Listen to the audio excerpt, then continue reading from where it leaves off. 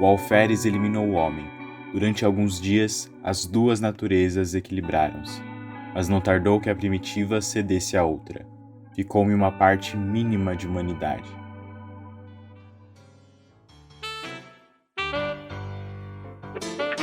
Podcast Literou. E aí, meus amados estudantes desesperados, tudo bem com vocês?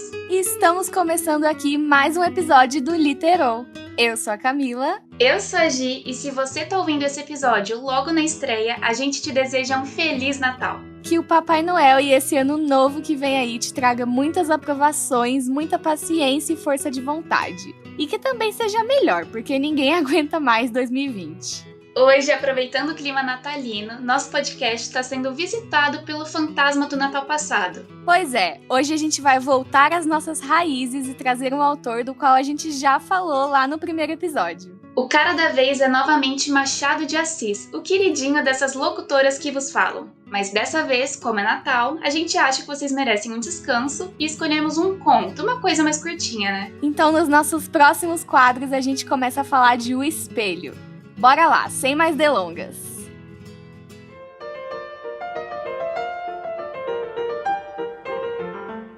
Nas entrelinhas.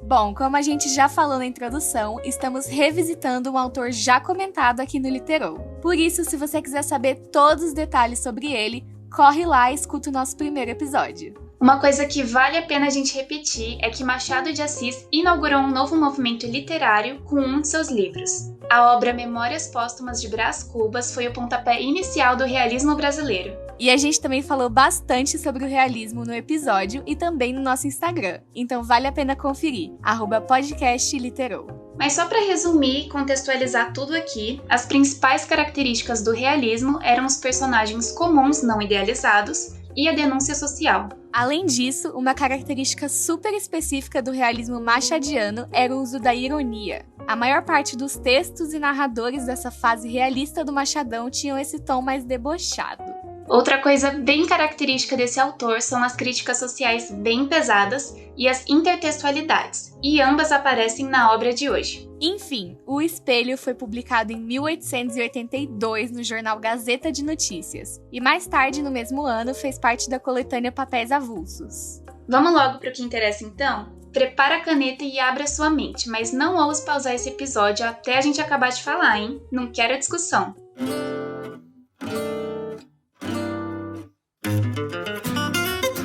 Quem conta um conto, aumenta um ponto. Só pra avisar, o jeito que terminamos o quadro anterior foi brincadeira, tá? A gente só quis fazer uma referência ao personagem principal da nossa obra de hoje. Mas vamos com calma que já já ele chega. Aqui no Literou a gente gosta de começar pelo começo, mas também gostamos de dar uns recadinhos, né, Gi? Isso aí, e o recadinho de hoje é um alerta de subtítulo. Além do título O Espelho, logo embaixo dessa primeira página do conto tem a frase Esboço de uma nova teoria da alma humana. Daí quando você lê assim logo de cara, bate uma confusão e um desespero, mas segura o surto aí, beleza? O que a gente percebe depois é que esse subtítulo é tipo um resumo da história do conto e até dito o tom da narrativa. Já que finalmente falamos da narrativa, bora contar o que rola nesse conto bem doido. A história começa dizendo que 4 ou 5 cavalheiros debatiam, uma noite, várias questões de alta transcendência. Sem que a... Para. Vamos dar uma respirada aqui e explicar isso aí, porque eu já até consigo imaginar o pessoal, tipo... Mano, como assim 4 ou 5 cavaleiros? Ou é 4 ou é 5? Então, isso aí já é uma brincadeirinha de palavras e do estilo do Machado de Assis logo no comecinho. É que o número de pessoas que estão batendo papo depende da perspectiva. Na sala tem 5 homens, mas só 4 deles estão conversando mesmo. A quinta pessoa só tá olhando, caladinha. E olha só, queridos ouvintes, que bela surpresa. Esse cara caladão aí é justamente o nosso protagonista. O nome dele é Jacobina e ele tem entre 40 e 50 anos, assim como os outros 4 amigos. Aí é tipo, papo vai, papo vem. Vocês sabem, né, gente, quando você tá trocando ideia com os amigos? Uma hora acaba chegando nas brisas profundas. E ali, com eles, o assunto chegou na natureza da alma humana. E todos os 4 que participavam ativamente da conversa começaram a discordar e não conseguiam chegar em nenhuma conclusão. Por isso, eles decidem quase implorar pela opinião do Jacobina. O nosso Jacobina até aceita expor seu ponto de vista, sua teoria, mas ele tem uma particularidade estranhíssima. O cara simplesmente não gosta de discutir de jeito nenhum, ele odeia debate. Ele gosta mesmo de fazer monólogo. E é essa mesma condição que ele impõe. Tipo, ó, eu vou falar, mas ninguém vai me interromper ou me contestar, porque senão eu vou dar piti e vou embora. O narrador até revela para nós, leitores, que o Jacobina pensa que a discussão é um instinto selvagem que tinha restado no ser humano e que deveria ser reprimido a todo custo. E tinha mais. Ele ainda falava que os anjos e querubins nunca discutiam ou causavam controvérsia e eles eram os seres mais perfeitos e eternos. E aí, faz sentido ou ele estava viajando? Bom, se você acha que ele estava viajando, se prepara que é só o começo. A teoria do Jacobina que os amigos tanto queriam ouvir era de que, para ele, o ser humano tinha 2 almas. Ai, como se já não bastasse uma alma para cuidar, ele já queria outra. Enfim, essas 2 almas eram a alma interna e a alma externa. A alma interna era algo meio de dentro para fora. São as nossas emoções e opiniões. Resumindo, é a nossa essência. Já a alma externa é uma coisa mais de fora para dentro. É como as pessoas nos veem e como a gente se apresenta para o mundo.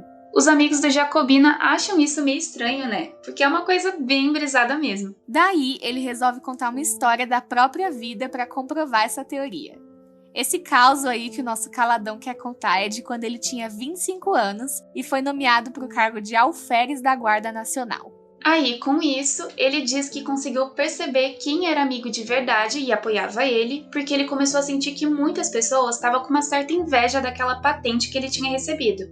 No meio disso, aparece uma tia do Jacobina que ama o sobrinho mais do que tudo nessa vida, a tia Marcolina. E é claro que ela ia mimar ele cada vez mais agora, né? A mulher chega ao extremo de chamar o Jacobina só de senhor alferes, grande alferes. A Marcolina praticamente exige que ele vá passar uns tempos na casa dela, que é super chique e enorme. Quando ele chega lá, descobre que só foi pra ser mimado mesmo, né? Até porque, se o Jacobina tá sendo enaltecido pela tia podre de rica, é porque ele mereceu. Meu, vocês não têm noção. A tia prepara a fazenda inteira especialmente pra ele, deixa o quarto mais chique possível e até os escravos dela tratam ele igual um rei. Ou melhor, igual a um alferes. Mas a cereja do bolo é um objeto específico que é colocado no quarto do Jacobina. Um espelho enorme, super antigo e majestoso, passado da dinastia de Dom João VI e que antes era exibido na sala principal da casa. Resumindo, todo mundo ali era um puxa-saco do Jacobina, né? Mas aí, meus amigos, acontece o ponto de mudança da história. A tia Marcolina recebe uma mensagem dizendo que uma de suas filhas está muito doente. Ela corre para ajudar e deixa seu querido alferes cuidando da casa. E aí, sozinho lá na casa, o Jacobina começa a relatar uma solidão, uma coisa ruim que vai tomando conta dele. Daí ele começa a refletir, tem umas epifanias meio doidas sobre a vida. Fica tipo a gente na quarentena, né? Sempre pensando demais e pedindo socorro. Em uma dessas noites solitárias, os escravos aproveitam toda a situação e fogem, levando até os animais da fazenda junto. E é aí que o Jacobina fica completamente sozinho e começa a ficar totalmente lelé da cuca. No meio dessa loucura toda da solidão, ele resolve fazer uma coisa que não tinha feito desde que tinha chegado: se olhar no grande espelho. E aí, meus caros, ele leva um susto. Porque ele consegue ver que a imagem dele está ali, refletida no espelho, mas está completamente borrada. E é aí que o filho chora e a mãe não vê. O cara fica desesperado e surta ainda mais. Até que ele tem uma ideia. Ele resolve vestir a farda de alferes e se olhar de novo no espelho. Como num passe de mágica, a partir desse momento, Jacobina passa a se ver perfeitamente. E ele gosta desse sentimento. E é muito doido, porque aí ele percebe que ele não é mais um humano Jacobina, que ele quase não existe mais, ele é apenas um alferes. A teoria do Jacobina dizia que o ser humano só é completo quando é formado por 2 almas, a interna e a externa. E ali ele era apenas a alma externa, já que a alma interna acabou se perdendo com a predominância da outra. Depois que ele descobriu isso, conseguiu uma estratégia para superar os outros dias de solidão que vieram. Ele diz o seguinte: Cada dia, a uma certa hora, vestia-me de alferes e sentava-me diante do espelho, lendo, olhando, meditando. No fim de 2, 3 horas, despia-me outra vez. E é aí que o conto termina. Sério mesmo, o Jacobina termina a história e vaza. Ah, então vamos pro próximo quadro, né? Porque conto é assim mesmo, fica tudo meio no ar. Ai, tá bom, a gente explica, mas só o conceito geral, viu? É, porque o final a gente vai deixar em aberto mesmo, senão perde a graça. Vocês sabem, né? Aquele negócio bem poético de cada um ter a sua interpretação. Beleza, bora lá. Acho que pela história já dá pra perceber que o Machado de Assis não queria só falar de um simples espelho. Mas daqui a pouco a gente chega nisso. Primeiro, é legal destacar o foco narrativo desse conto. Aliás, os 2 focos narrativos. Porque nessa obra a gente tem uma alternância entre a terceira e a primeira pessoa. O narrador em terceira pessoa é o que está de longe, contando a conversa dos 5 amigos. Mas a partir do momento em que o Jacobina começa a contar lá a historinha da vida dele, ele se torna um narrador em primeira pessoa. Uma coisa bem interessante também é como o Jacobina conta a história dele. Ele tem um jeito de narrar que prende muito os amigos e acaba prendendo bastante o leitor também. Toda hora ele fica tipo: nossa, vocês não acreditam no que aconteceu depois. Ou então, vocês conseguem adivinhar o que aconteceu? Além disso, esse conto, por mais curto que seja, apresenta aquelas características do realismo machadiano que a gente comentou no começo. Logo no primeiro parágrafo, a gente já tem a clássica ironia e a crítica social. Isso mostra que em qualquer formato de texto ele não deixa de ser o machadão que a gente tanto ama.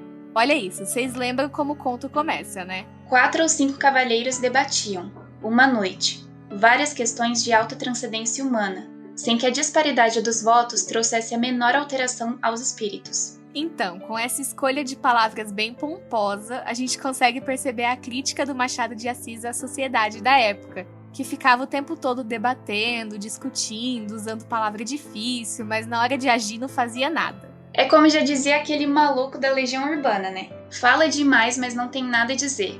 Qualquer semelhança com a sociedade de hoje também é uma mera coincidência. E já pegando esse trem da crítica social, o autor aproveita para criticar a burguesia e os valores da sociedade.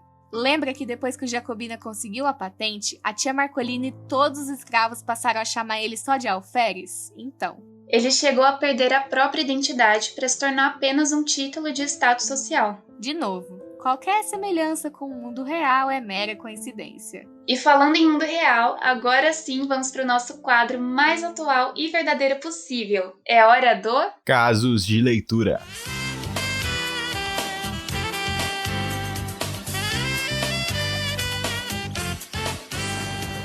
Aproveitando o nome do quadro anterior, vocês não vão acreditar na bomba que a gente vai expor hoje. Ai, meu Deus. É, Gi, pois é. A gente fica aqui, né, todo mês cancelando as pessoas, mas chegou a vez de um pessoal de um certo podcast aí. Verdade, né? Tá sabendo disso aí, Perose? Não, né? Pois bem. Estamos lançando tendências aqui e vamos fazer o nosso próprio cancelamento. Bora lá. Já que a gente estava falando de Machado de Assis, vocês devem saber que o cara tem aproximadamente aí 1 milhão de contos publicados. Não sei se chega a isso, mas ele tem muitos mesmo. A gente falou de um deles no episódio de hoje e agora vamos falar de outro. Beleza, vocês acreditam que aquelas garotinhas locutoras daquele tal de podcast Literou plagiaram o título de um conto do Machado de Assis para um dos quadros delas? Pode procurar, não estamos mentindo não. Existe um texto do Machado que se chama Quem Conta um Conto e relata um caso de um homem que adorava fofocar, mas um dia ele é pego na própria mentira. Tá vendo, gente? É a mesma coisa, sem tirar nem pôr. Que absurdo, essas meninas têm que ser banidas da internet. Convoco vocês agora para subir a hashtag #LiteralIsOverParty. O mundo precisa saber desse plágio descarado a um dos maiores autores da literatura brasileira. Olha, que falta de respeito, viu? Sinceramente. Mas, cancelamentos à parte e voltando ao espírito natalino de paz, amor, fraternidade, vamos encerrar o episódio de hoje em grande estilo, como sempre. Com a nossa primeira indicação, nada mais justo do que indicarmos a obra que rendeu o bafafá todo do último quadro, né? O conto Quem Conta um Conto, do Machado de Assis, está disponível em domínio público e é divertidíssimo. Nele você acompanha a trajetória de Luiz da Costa, que é um fofoqueiro de primeira, mas um dia acaba aprendendo uma lição. E para nossa indicação audiovisual, a gente traz aqui o docudrama Machado do Brasil, que simula a volta do escritor na atualidade. Nele a gente pode conhecer um pouco mais da história da vida desse nosso autor tão querido. É isso, meus queridos estudantes desesperados. Mais uma vez a gente queria agradecer a todos vocês que ouviram esse e todos os nossos outros episódios e desejar um ótimo 2021. A gente se encontra ano que vem para mais um episódio. Mas é aquela história, se não quiser morrer de saudade, segue a gente no Instagram, @podcastliterou. Para esse último mês, a gente tá com uma programação incrível de posts. Ho, ho, ho, bons estudos, não surte e até a próxima!